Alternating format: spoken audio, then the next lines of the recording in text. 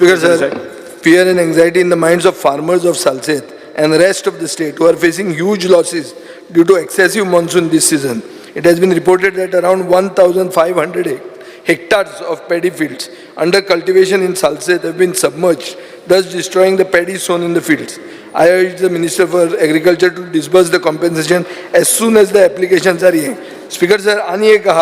एक red alert sound केला IMDन red alert sign केला की टिल फ्रायडे